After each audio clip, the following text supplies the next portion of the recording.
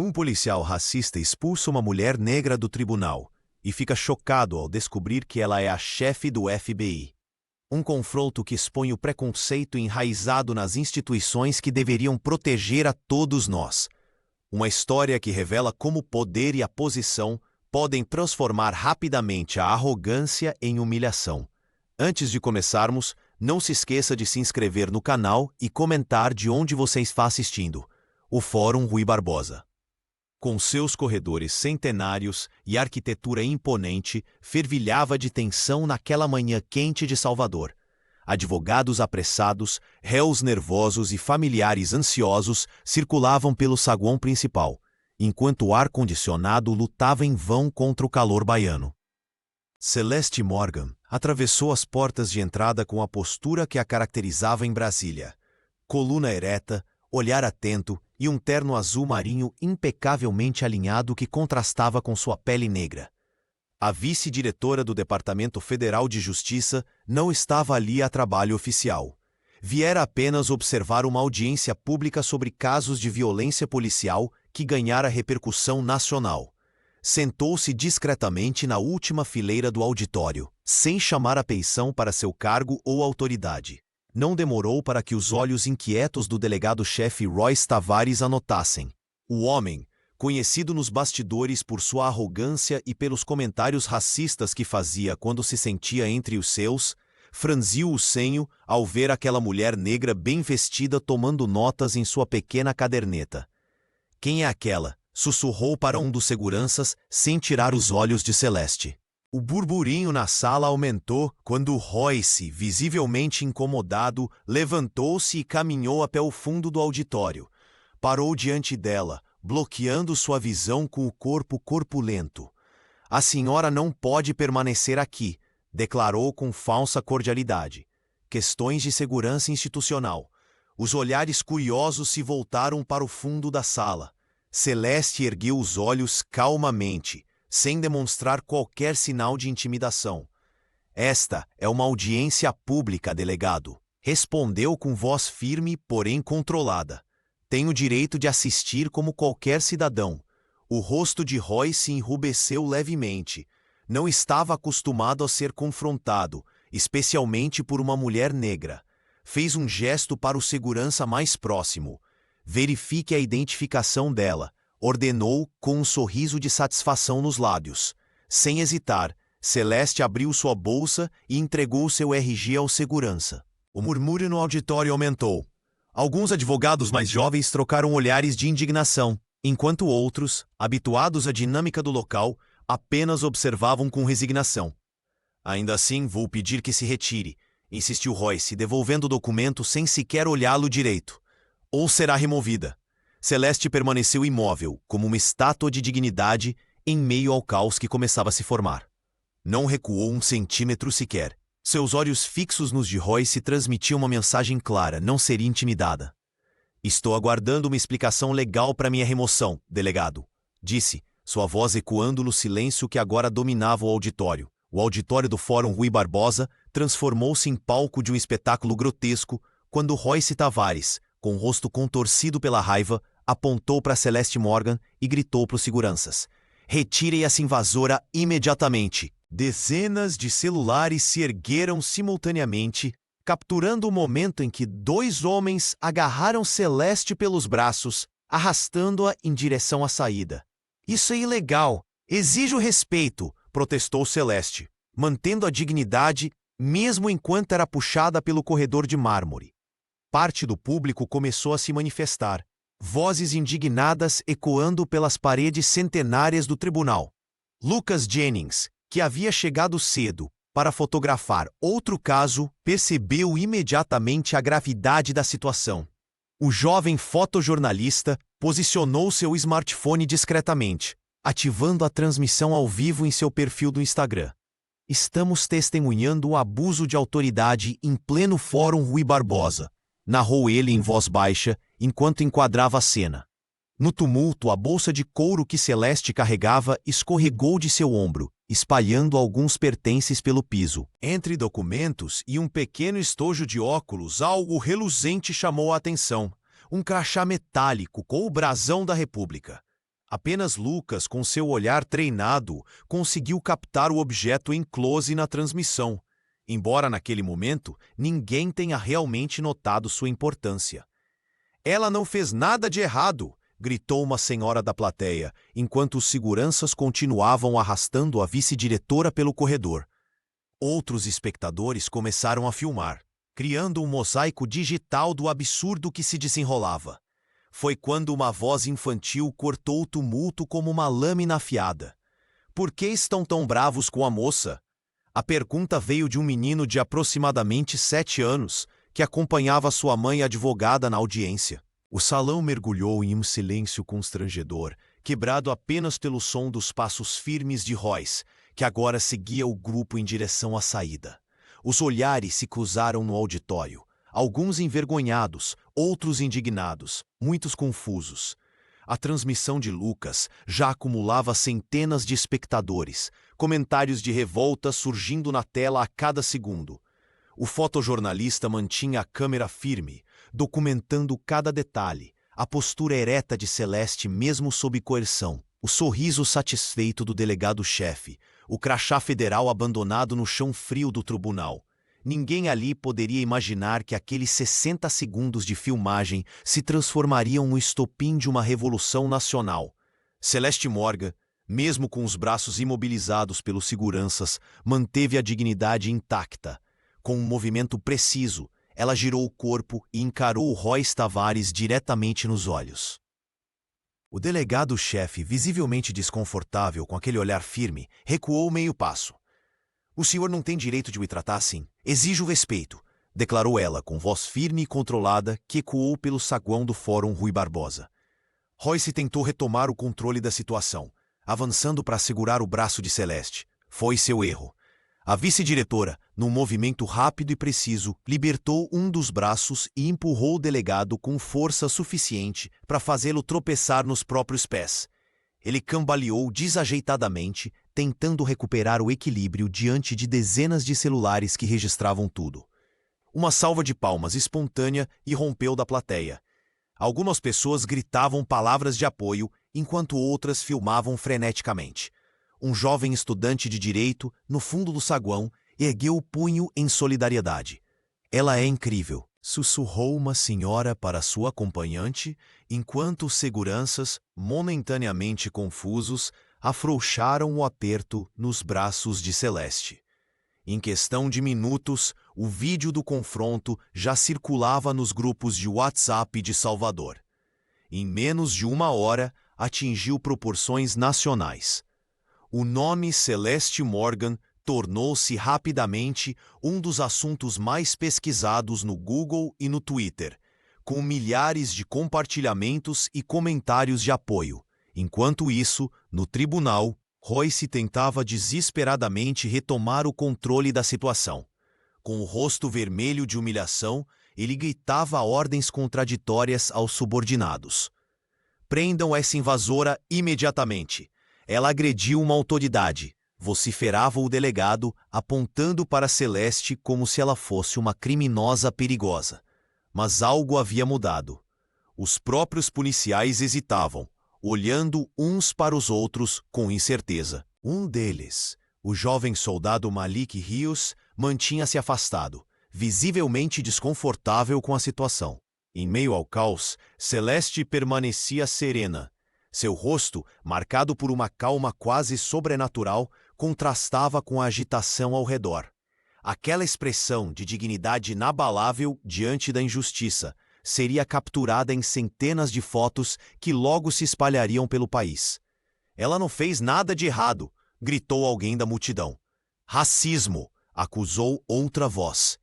Em poucas horas, o rosto de Celeste Morgan tornava-se um símbolo instantâneo de resistência.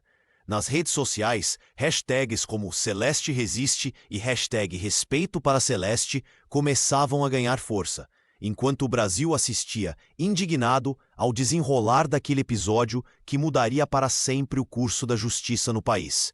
No meio do tumulto, Lucas Jennings não perdeu tempo. Com mãos ágeis, o fotojornalista aproximou o zoom de sua câmera e capturou a imagem do crachá que havia caído da bolsa de Celeste. Seus olhos se arregalaram ao ler claramente: Departamento Federal de Justiça, vice-diretora. Não era uma simples cidadã sendo humilhada, mas uma alta autoridade federal. Meu Deus, vocês não vão acreditar nisso, murmurou Lucas, enquanto compartilhava a descoberta em suas redes sociais. Em questão de minutos, o Twitter explodiu com a revelação. Hashtags como Celeste Morgan e #racismo no judiciário dominaram os trending topics nacionais. A Globo News interrompeu sua programação regular para um plantão urgente.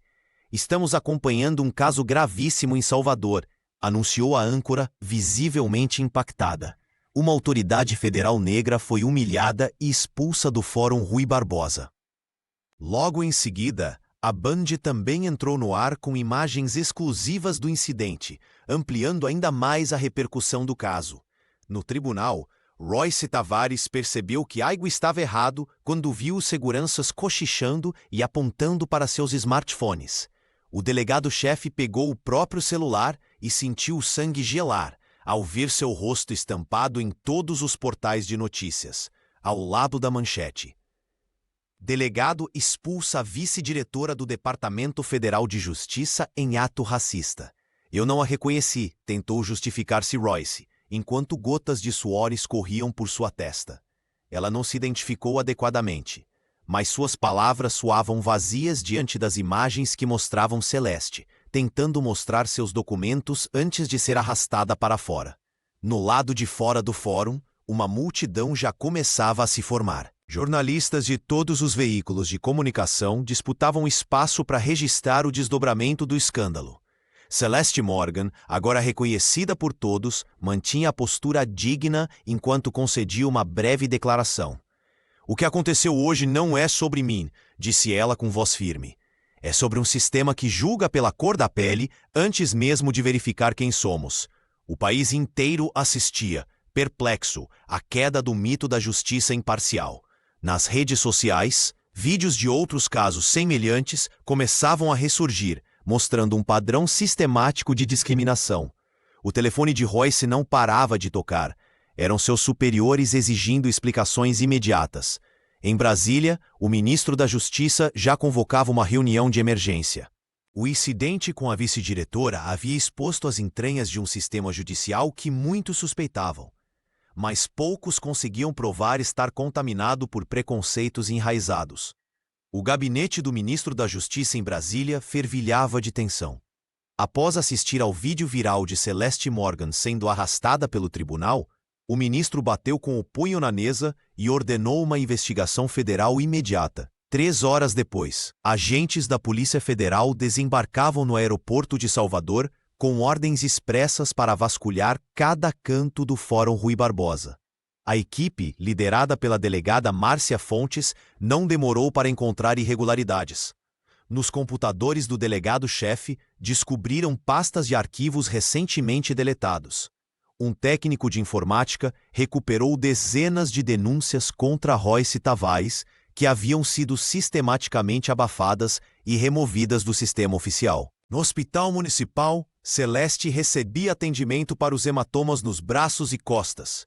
Apesar da recomendação médica de repouso, a vice-diretora do Departamento Federal de Justiça recusou-se a ficar afastada do caso. Não me silenciarei agora que expusemos a ferida, disse ela ao telefonar para a sede em Brasília.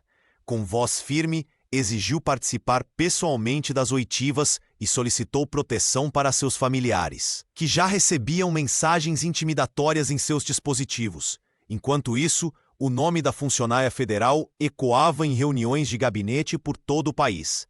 O caso transformava-se rapidamente em crise institucional. O presidente da República, em pronunciamento oficial, classificou o incidente como inadmissível em qualquer democracia e prometeu medidas severas contra os responsáveis. Nas praças de Salvador, movimentos negros organizavam vigílias que cresciam a cada noite. No Pelourinho, centenas de pessoas acendiam velas e entoavam cantos de resistência. Cartazes com o rosto de Celeste e frases como "Não me toque" e "Respeitem nossas autoridades negras" iluminavam a noite baiana. Dona Doris Lang, que perdera o marido em uma operação policial comandada por Royce, liderava um dos grupos. A viúva, com lágrimas nos olhos, declarava aos presentes: "Hoje não é só por Celeste, é por todos que foram silenciados antes dela." No quarto dia de investigação, a equipe federal descobriu um padrão perturbador.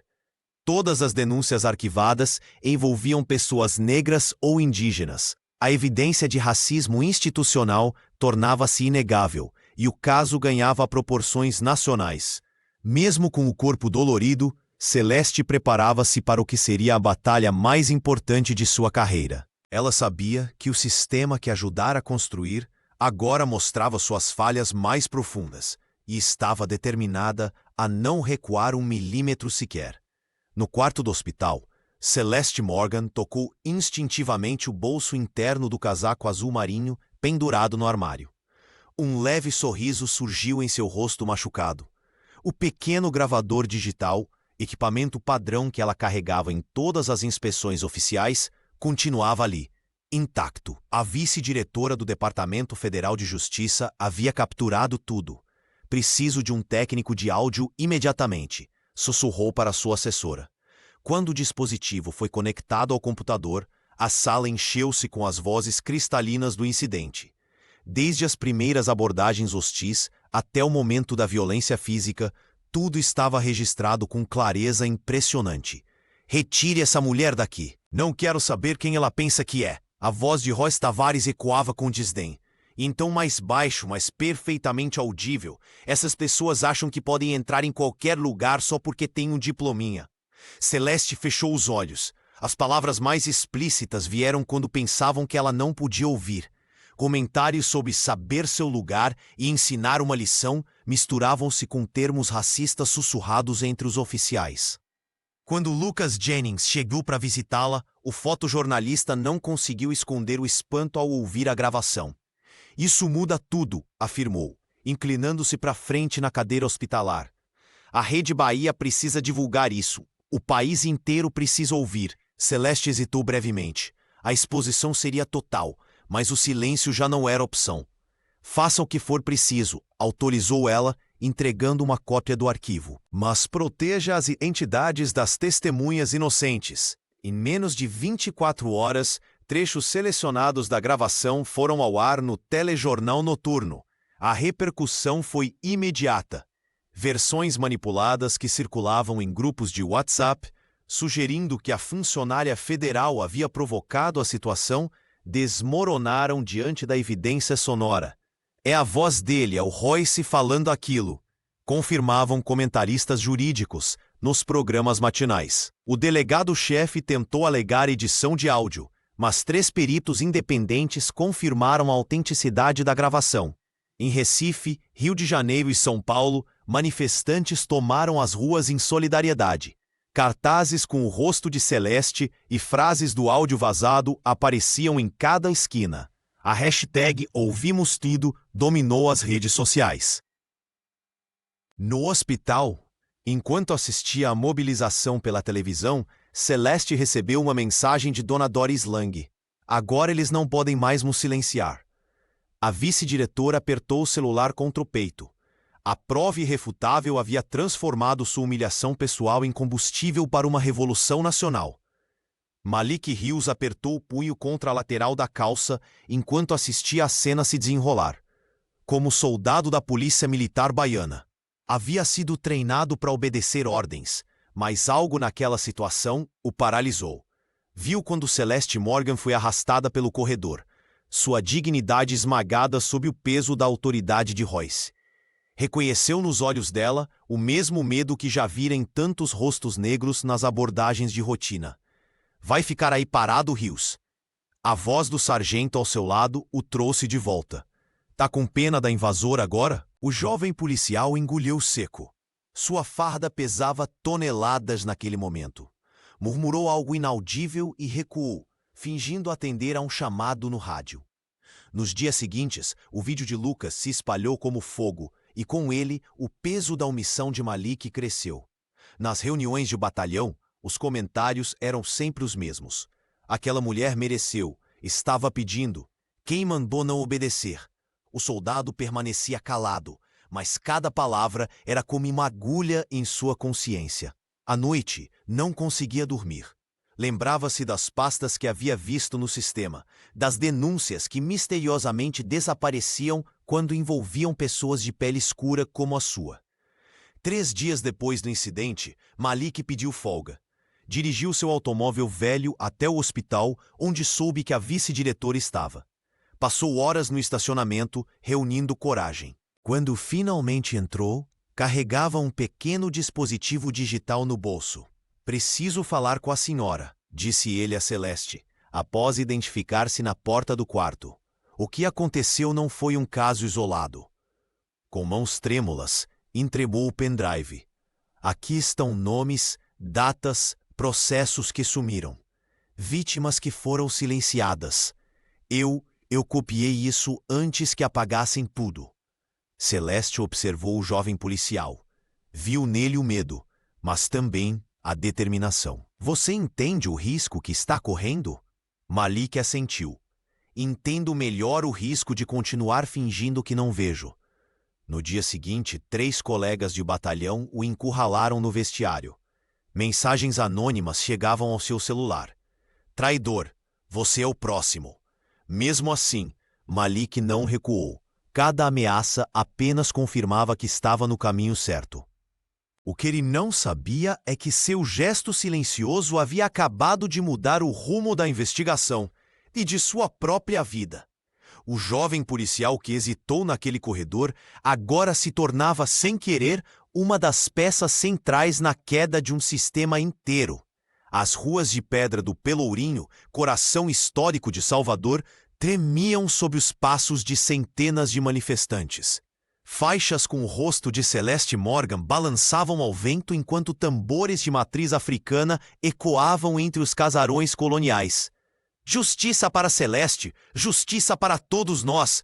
Era o grito que unia estudantes, artistas, professores e trabalhadores. No terceiro dia de protestos, a multidão havia triplicado. Mulheres negras, muitas delas mães de jovens que haviam sofrido violência policial, formavam a linha de frente. Vestidas de branco, carregavam fotografias de seus filhos, irmãos e maridos. O movimento, que começara como reação à humilhação de Celeste, transformava-se rapidamente em um levante contra décadas de abusos silenciados. Dona Doris Lang caminhava com dificuldade, apoiada em uma bengala improvisada. A viúva, cujo marido havia sido morto durante uma operação comandada por Voice Tavares, tornou-se rapidamente o rosto do luto coletivo. Seus olhos cansados carregavam uma dignidade que comovia até os mais céticos. "Estamos aqui porque nossos mortos não podem mais gritar", declarou a senhora para um grupo de jornalistas que acompanhava a manifestação. Sua voz, embora frágil, carregava a força de quem já não tinha mais nada a perder. O protesto ganhou dimensão nacional quando o Fantástico exibiu uma entrevista com Dona Doris ao lado da própria Celeste. As duas mulheres, unidas pela dor e pela resistência, sentaram-se nos bancos na Praça Bassé. A vice-diretora do Departamento Federal, ainda com marcas visíveis da agressão, segurava a mão enrugada da viúva, enquanto esta pronunciava as palavras que se tornariam o lema do movimento. "A justiça não é cega, ela só olha para o lado errado." A frase viralizou instantaneamente. Poucas horas, cartazes com essas palavras apareceram em manifestações em São Paulo, Rio de Janeiro e Brasília. Artistas famosos compartilhavam a mensagem em suas redes sociais, enquanto professores universitários organizavam debates públicos sobre racismo institucional. Lucas Jennings, agora reconhecido nacionalmente por seu papel na denúncia, documentava tudo com sua câmera. O fotojornalista movimentava-se entre a multidão, capturando os rostos determinados, as lágrimas contidas, os punhos erguidos. Suas imagens, publicadas em tempo real, alimentavam a indignação nacional. No final daquela tarde, quando o sol começava a se pôr sobre a Baía de Todos os Santos, mais de 5.000 pessoas formaram um cordão humano ao redor do Fórum Rui Barbosa. Em silêncio, acenderam velas que iluminaram a noite baiana como um lembrete. A escuridão do sistema não poderia mais esconder suas injustiças. Royce Tavares sentiu o chão desmoronar sob seus pés. A cada hora, mais vídeos do incidente circulavam, e sua reputação desabava como um castelo de cartas. Desesperado, o delegado-chefe convocou uma reunião emergencial com seus aliados políticos no gabinete da Delegacia Central. "Precisamos reverter essa narrativa", declarou batendo na mesa. "Aquela mulher está destruindo tudo que construímos." Em menos de 24 horas, uma verdadeira máquina de desinformação entrou em ação. Vídeos cuidadosamente editados começaram a circular em grupos de WhatsApp, mostrando apenas fragmentos em que Celeste parecia agitada. Um deles, particularmente manipulado, sugeria que ela havia empurrado um segurança antes de qualquer abordagem. "Vejam quem realmente iniciou a confusão", dizia a legenda de um vídeo que omitia completamente os minutos anteriores de provocação. Simultaneamente, contas automatizadas inundaram o Twitter com hashtags como Celeste Mentirosa e mensagens repletas de ataques racistas. Lucas Jennings percebeu a estratégia imediatamente. O fotojornalista reuniu-se com outros profissionais da imprensa baiana para contrapor a onda de mentiras com fatos. "Estão tentando reescrever a história diante dos nossos olhos", alertou ele durante uma entrevista à Rede Bahia. No hospital, ainda se recuperando dos hematomas, Celeste Morgan recebia atualizações preocupantes sobre a campanha difamatória. Sua assessora de comunicação, visivelmente: "Doutora, precisamos de uma resposta elaborada. Talvez um pronunciamento oficial com advogados e..." "Não", interrompeu Celeste. "Nada de complicações. Apenas eu falando diretamente ao povo." Com o auxílio de Lucas, a vice-diretora do Departamento Federal de Justiça gravou um vídeo simples em seu quarto de hospital. Sem maquiagem, sem roteiro elaborado, apenas a verdade em suas palavras. "A verdade está além do que cortam nos vídeos. Minha luta é pela justiça, não por vingança. Não permitirei que manipulem a realidade para proteger um sistema corrompido." O vídeo, em sua simplicidade contundente, viralizou em questão de horas. Compartilhado por artistas, influenciadores e cidadãos comuns, alcançou milhões de visualizações. A honestidade crua de suas palavras e a dignidade de sua postura desarmaram grande parte da campanha difamatória. Royce observava impotente enquanto sua estratégia se voltava contra ele. Cada tentativa de manipulação agora era imediatamente desmascarada por uma crescente rede de checadores de fatos e cidadãos vigilantes. A guerra da informação havia começado, mas a verdade lentamente ganhava terreno. O passado obscuro do sistema judiciário baiano começou a emergir quando Rafael Siqueira, um jovem advogado e ex-aluno dedicado de Celeste Morgan, decidiu romper o silêncio. Após ver sua mentora humilhada publicamente, Rafael reuniu coragem para revelar o que testemunhara durante seus anos como estagiário no tribunal. Em uma entrevista exclusiva ao jornal À Tarde, o advogado apresentou documentos que comprovavam o envolvimento de pelo menos 3 juízes da comarca na sistemática ocultação de provas em casos que envolviam abuso policial. "O que aconteceu com a doutora Celeste foi apenas a ponta do iceberg", declarou Rafael, visivelmente nervoso, enquanto mostrava a Lucas Jennings uma pasta com dezenas de registros de audiências manipuladas. O fotojornalista, agora dedicado integralmente à investigação, não conteve o espanto ao verificar a extensão da corrupção. No dia seguinte, um servidor anônimo do Tribunal de Justiça vazou centenas de e-mails trocados entre promotores e oficiais da polícia, revelando um esquema coordenado para alinhar depoimentos e desqualificar testemunhas. As mensagens mencionavam explicitamente Royce Tavares como coordenador operacional do esquema, que garantia a impunidade de agentes envolvidos em casos de violência. Dona Doris Lang, ao ver seu próprio nome citado nos documentos como elemento problemático a ser neutralizado, chorou diante das câmeras. "Meu marido morreu há 3 anos. E eles ainda planejavam me silenciar", disse a viúva, amparada por vizinhos do Pelourinho.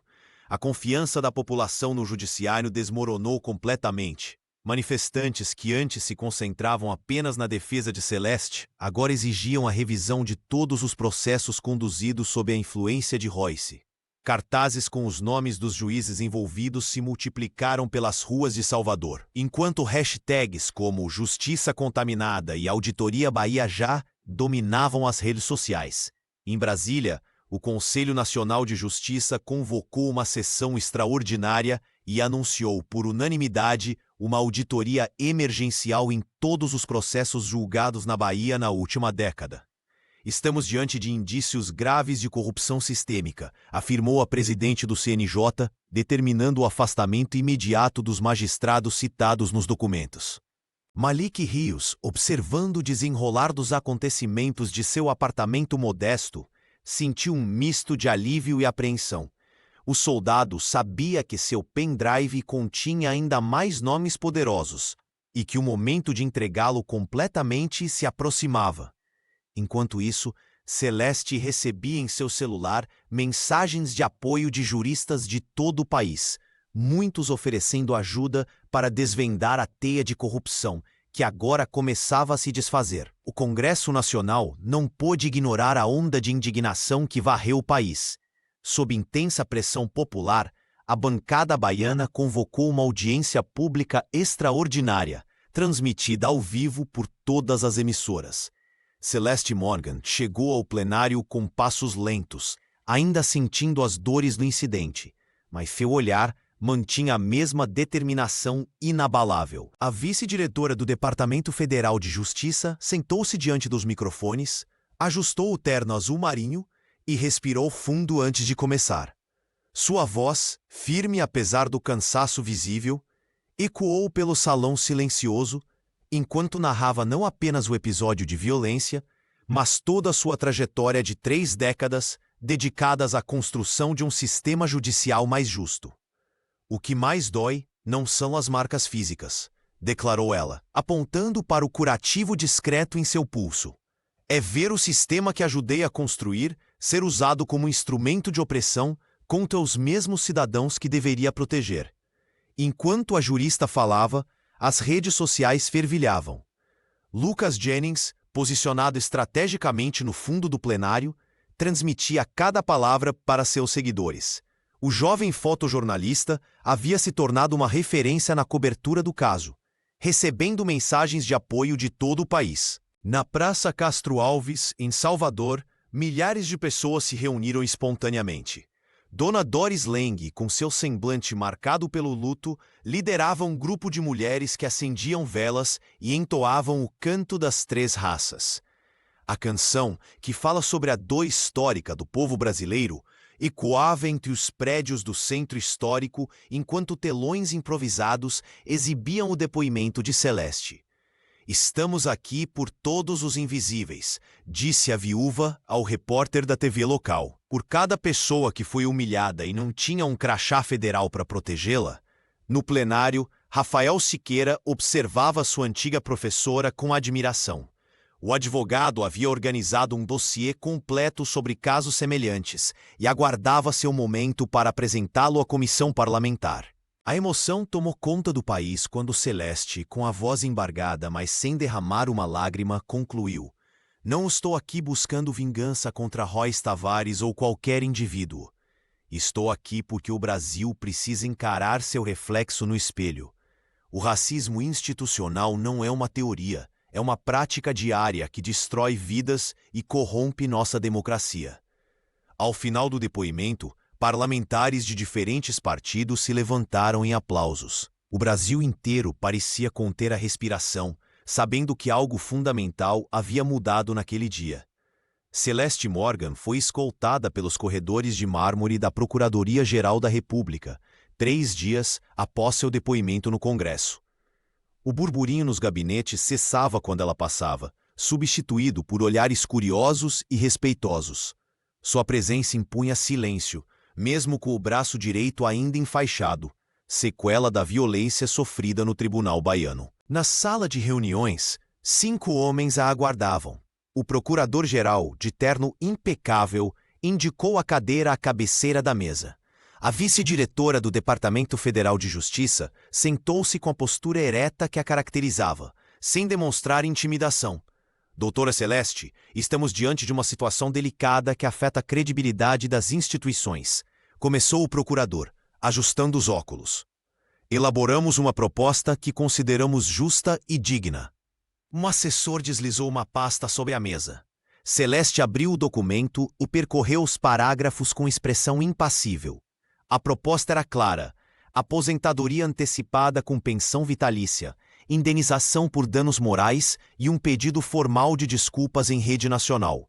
Em troca, ela encerraria o caso, sem prosseguir com denúncias ou investigações adicionais.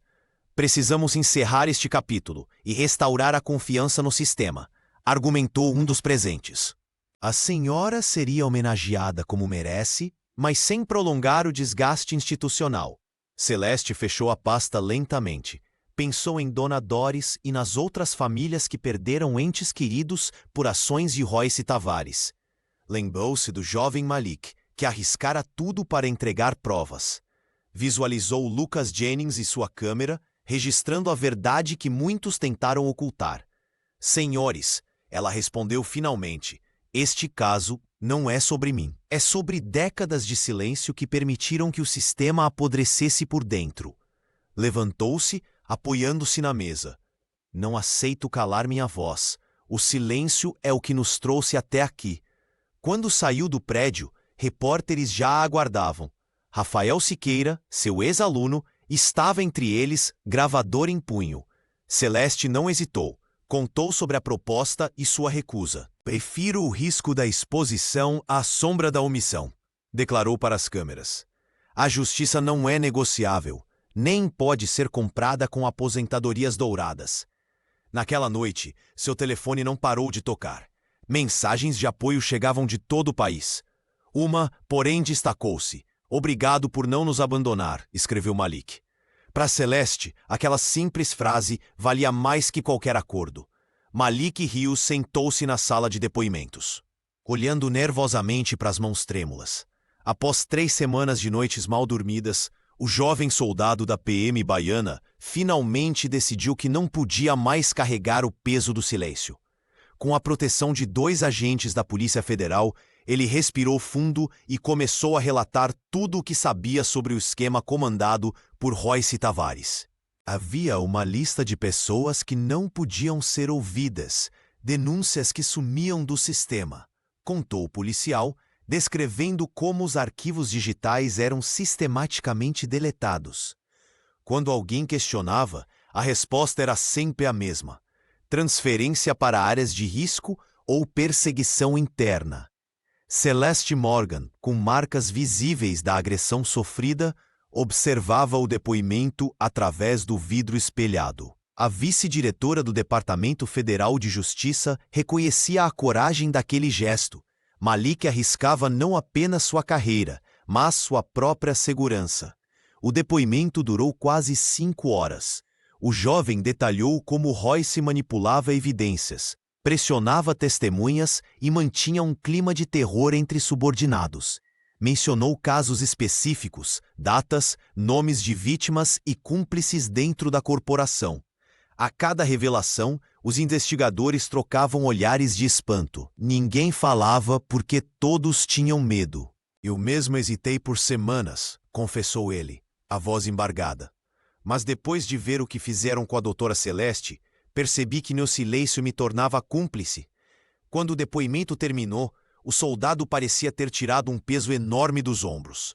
Ao sair da sala, encontrou-se brevemente com Celeste, que simplesmente segurou suas mãos e agradeceu. A coragem de Malik gerou um efeito dominó. Em menos de uma semana, outros 5 policiais procuraram a Polícia Federal para denunciar abusos. O muro de silêncio começava a ruir, e cada nova denúncia confirmava o padrão sistemático de corrupção e racismo institucional. As ameaças não demoraram a chegar. Malik recebeu mensagens intimidadoras em seu dispositivo e precisou mudar-se temporariamente para um local seguro. Mesmo assim, não se arrependeu. Nas comunidades periféricas de Salvador, o nome do policial começou a circular como exemplo de integridade. Jovens negros que tradicionalmente viam a polícia como inimiga encontraram em sua história um sinal de que mudanças eram possíveis. Dona Doris Lang, em uma vigília no Pelourinho, ergueu um cartaz com os rostos de Celeste e Malik lado a lado. Coragem tem muitas cores, mas uma só direção: a verdade. Rafael Siqueira, analisando o impacto das revelações, comentou em entrevista: o que Malik fez foi mostrar que o sistema não é monolítico. Há pessoas boas em todos os lugares, apenas esperando uma oportunidade para fazer a diferença. O Fórum Rui Barbosa estava lotado naquela manhã. Jornalistas, ativistas e curiosos disputavam espaço para testemunhar o que seria apenas mais uma audiência do caso que abalou Salvador. Royce Tavares entrou com sua habitual postura arrogante, ajeitando a gravata e cumprimentando seus aliados com acenos discretos. O delegado-chefe parecia confiante, como se o escândalo envolvendo Celeste Morgan fosse apenas um contratempo temporário. A transmissão ao vivo no YouTube já contabilizava mais de 50 mil espectadores quando o juiz anunciou uma intervenção inesperada. 2 agentes da Polícia Federal entraram na sala e se posicionaram atrás de Royce. O silêncio tomou conta do ambiente. Delegado Royce Tavares, o senhor está preso em flagrante por obstrução de justiça e adulteração de provas, anunciou o agente mais velho, sacando as algemas. O rosto do delegado transformou-se numa máscara de incredulidade. Isto é um absurdo. Vocês não podem fazer isso, vociferou enquanto tentava se afastar. Sua resistência durou pouco. Os agentes o imobilizaram com precisão profissional, enquanto as câmeras registravam cada segundo de sua queda.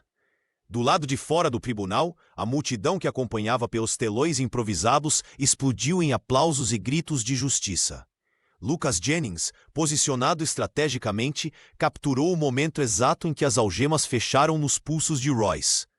A fotografia, publicada minutos depois, tornou-se símbolo instantâneo do que a imprensa já chamava de o fim do Império Royce. O jovem fotojornalista sentiu um misto de satisfação profissional e alívio pessoal ao ver o homem que humilhara Celeste finalmente enfrentando as consequências. O efeito dominó foi imediato. Nas horas seguintes, 3 juízes da comarca anunciaram afastamento por motivos pessoais. 2 delegados aliados de Royce pediram exoneração antes mesmo que seus nomes fossem oficialmente vinculados às investigações. O sistema que parecia inabalável desmoronava como um castelo de cartas. No final daquela mesma tarde, o presidente do Tribunal de Justiça da Bahia convocou uma entrevista coletiva emergencial. Com semblante grave, anunciou a criação de uma força-tarefa especial para revisar todas as sentenças assinadas pelos magistrados envolvidos nos últimos 5 anos. Nenhuma injustiça ficará impune, garantiu, enquanto o nome de Celeste Morgan era entoado nas ruas do Pelourinho. Malik Hughes, assistindo à transmissão em sua casa, finalmente respirou aliviado. O jovem soldado que arriscara tudo ao entregar o pendrive com provas cruciais para Celeste, agora via que seu sacrifício não fora em vão.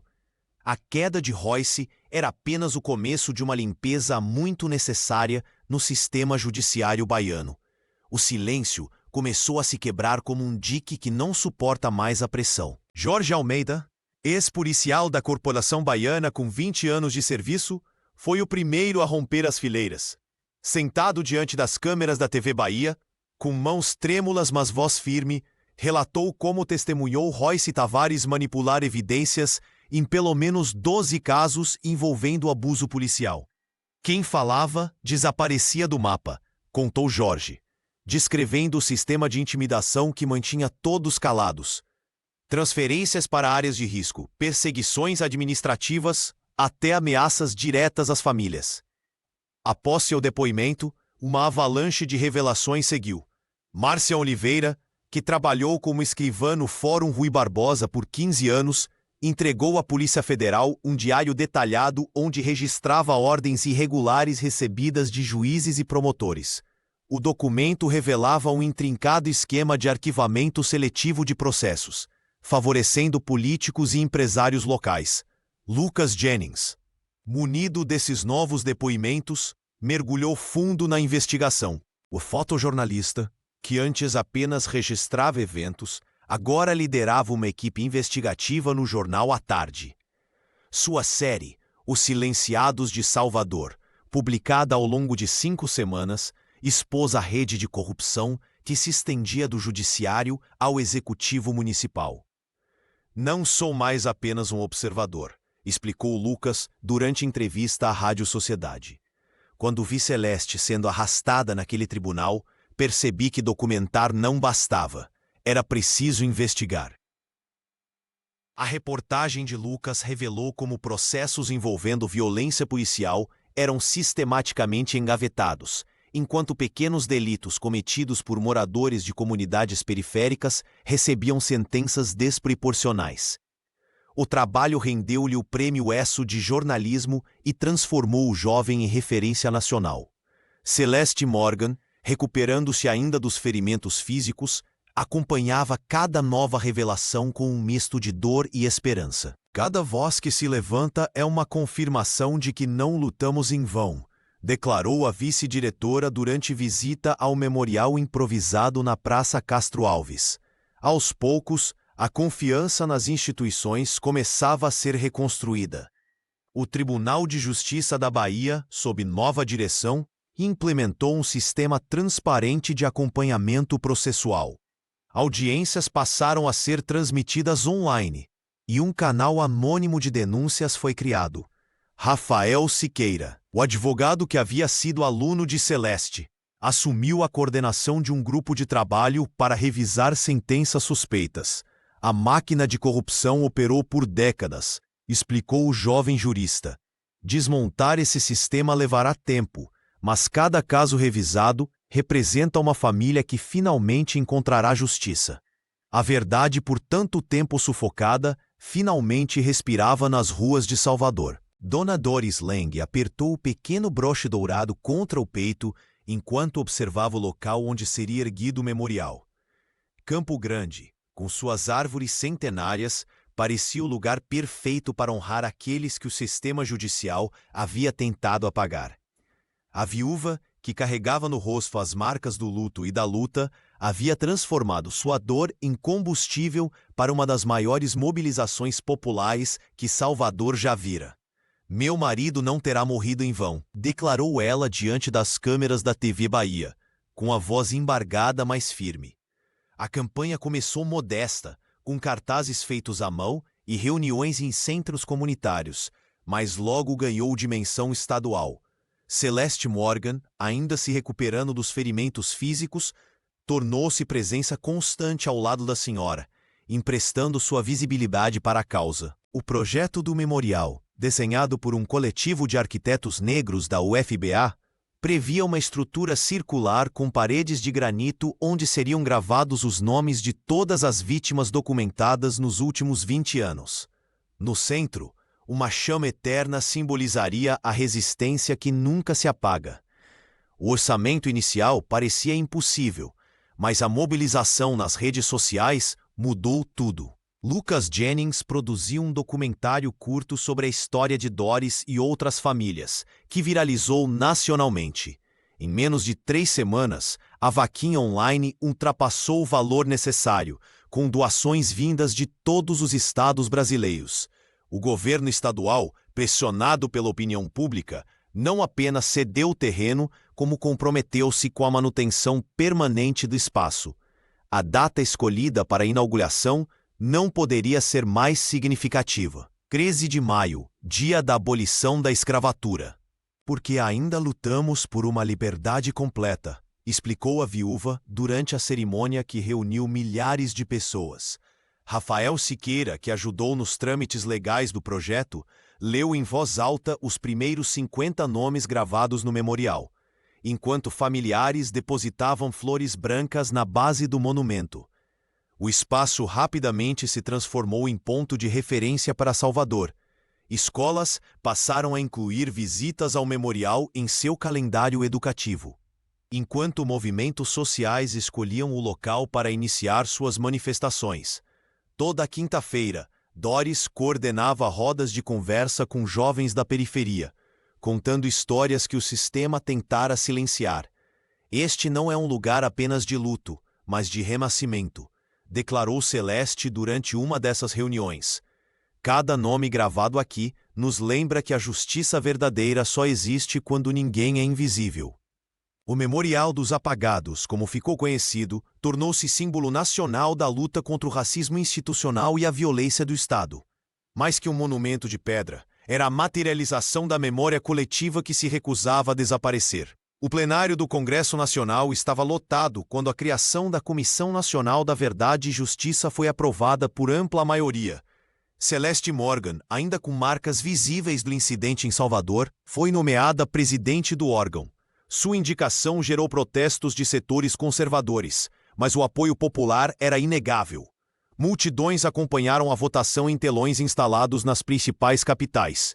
A comissão recebeu poderes extraordinários para investigar processos judiciais suspeitos em todo o território nacional. Não estamos aqui para julgar pessoas, mas para corrigir um sistema que falhou com milhares de brasileiros, declarou a vice-diretora do Departamento Federal de Justiça em seu discurso de posse.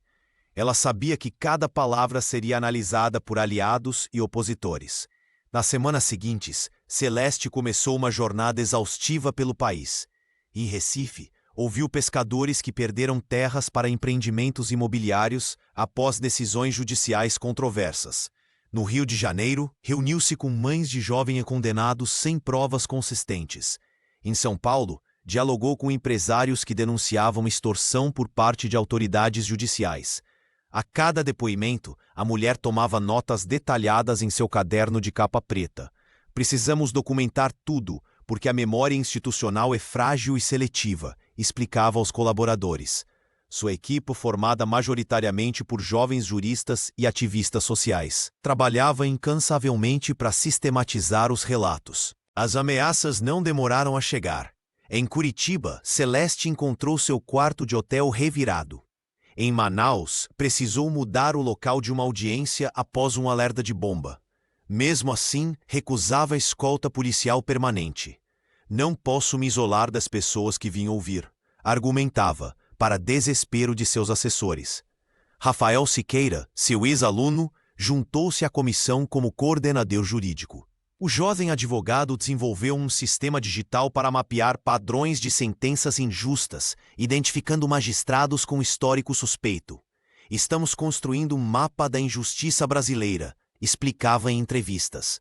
O trabalho da comissão começou a produzir resultados concretos. Em Minas Gerais, juízes foram afastados após a revisão de processos. No Pará, dezenas de sentenças foram anuladas, libertando pessoas injustamente presas. Cada vitória era celebrada discretamente no gabinete de Celeste em Brasília, onde um mapa do Brasil ia ganhando marcações coloridas. O que estamos fazendo não é apenas sobre o passado, dizia ela em uma videoconferência com juristas internacionais. Estamos redesenhando o futuro da justiça brasileira, criando mecanismos para que ninguém mais seja apagado pelo sistema. A queda de Royce Tavares e seus aliados não significou o fim da batalha. Nas redes sociais, uma nova frente de guerra se formou, quando figuras conservadoras começaram a espalhar desinformação sobre Celeste Morgan. Perfis com milhares de seguidores compartilhavam vídeos editados e com textos manipulados, tentando transformar a vice-diretora em vilã oportunista. Ela provocou tudo para ganhar fama, dizia um influenciador com mais de 2 milhões de seguidores. Montagens grosseiras mostravam a funcionária federal supostamente agredindo seguranças antes do incidente. Em grupos de WhatsApp, circulavam áudios falsos atribuídos a Celeste, onde ela supostamente confessava ter armado o escândalo.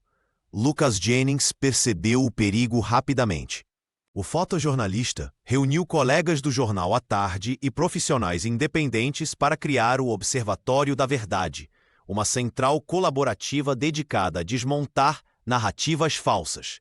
Não podemos deixar que mentiras descaradas apaguem o que todos vimos com os próprios olhos, explicou em seu primeiro podcast.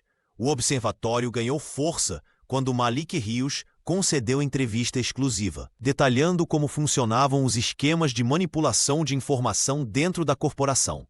O jovem policial, agora sob proteção, revelou como eram fabricados relatórios falsos para incriminar pessoas inocentes.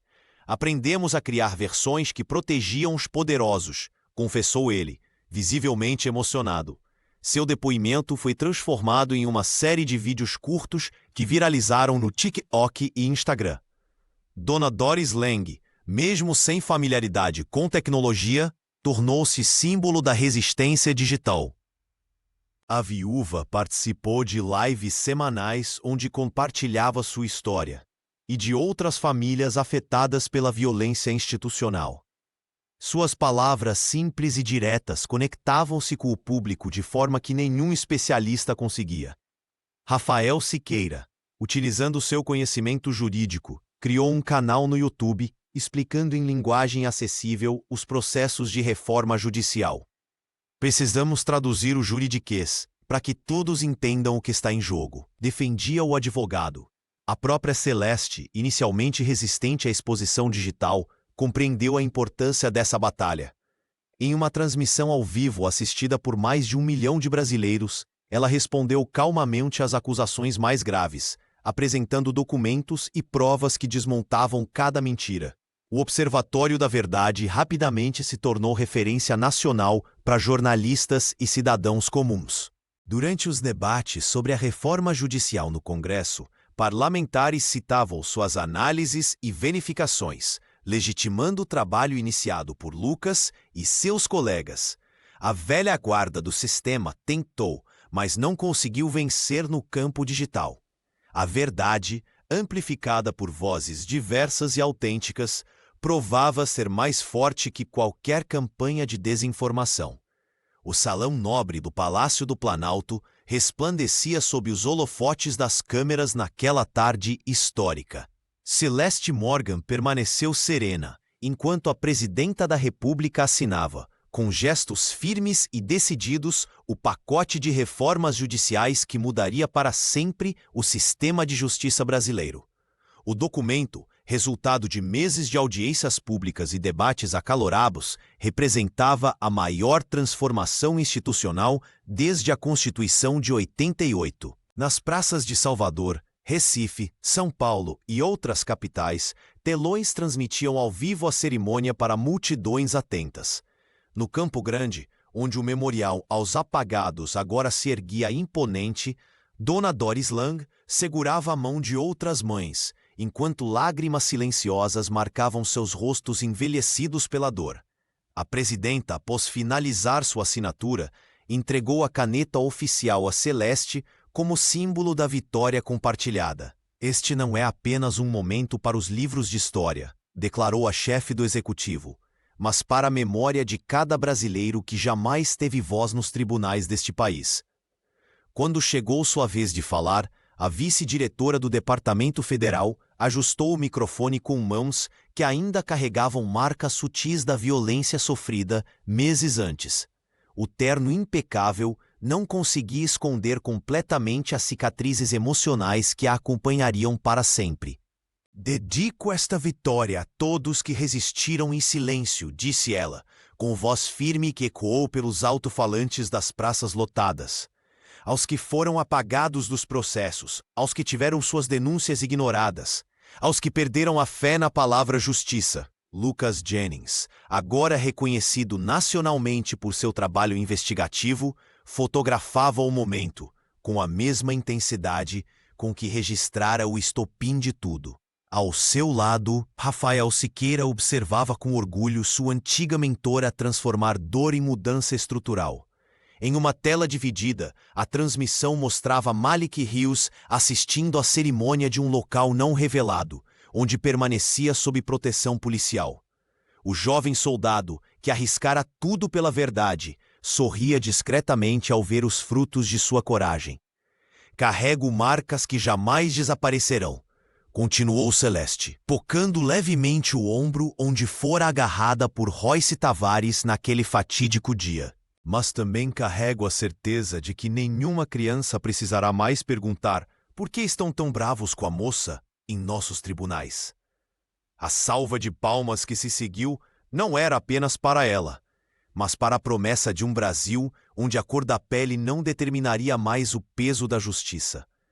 Celeste sabia que a luta continuaria, mas naquele momento permitiu-se sorrir. A praça do Campo Grande resplandecia sob o sol da tarde enquanto centenas de pessoas se reuniam em torno do memorial. 6 meses haviam se passado desde o fatídico dia no Fórum Rui Barbosa, mas as marcas daquele momento permaneciam vivas na memória coletiva. Celeste Morgan subiu ao pequeno palco improvisado, seu terno branco contrastando com sua pele negra e destacando-se na multidão colorida. Hoje não celebramos apenas um memorial, mas o nascimento de uma nova consciência, anunciou a vice-diretora, sua voz amplificada pelos alto-falantes. Os presentes aplaudiram enquanto ela apresentava o Programa Nacional de Educação para a Justiça, iniciativa que levaria debates sobre racismo sistêmico para instituições educacionais de todo o país. Dona Doris, sentada na primeira fileira, enxugava lágrimas silenciosas. A viúva havia se tornado o porta-voz de tantas outras famílias que perderam entes queridos para a violência institucional. Ao seu lado, Lucas registrava tudo com sua câmera profissional, não mais como simples observador, mas como parte fundamental daquela história de resistência. Malik Rios, agora afastado da corporação e trabalhando como consultor de segurança pública, conversava com jovens estudantes sobre a importância da vigilância cidadã. O ex-soldado carregava no olhar a determinação de quem encontrou seu propósito após anos de silêncio forçado. Rafael Siqueira circulava entre os presentes distribuindo cartilhas sobre direitos fundamentais. O advogado havia transformado seu escritório em centro de atendimento gratuito para vítimas de abuso policial, inspirado pelo exemplo de sua antiga mentora. Celeste observou aquela cena com um misto de orgulho e melancolia. As cicatrizes em seu punho, resultado das algemas apertadas demais, ainda doíam em dias úmidos. Os pesadelos com o rosto de Royce, agora cumprindo pena em presídio federal, ainda a visitavam ocasionalmente. Sua privacidade havia se tornado artigo raro, cada passo seu documentado, analisado, comentado. Valeu a pena? Perguntou um jovem repórter após a cerimônia. Ela contemplou a multidão diversa, professores, estudantes, ativistas, famílias inteiras, todos unidos por uma causa que transcendia o caso individual. Viu crianças negras tirando fotos diante do memorial, aprendendo desde cedo que resistir é possível. Notou juristas recém-formados discutindo reformas estruturais com a paixão de quem acredita em mudanças reais. Cada marca no corpo, cada noite sem sono, respondeu finalmente. É pequeno preço quando o silêncio é quebrado. Apontou para a inscrição no memorial, para que nunca mais sejamos apagados. O Brasil não voltará a ser o mesmo, concluiu com convicção. E isso, por si só, já é vitória.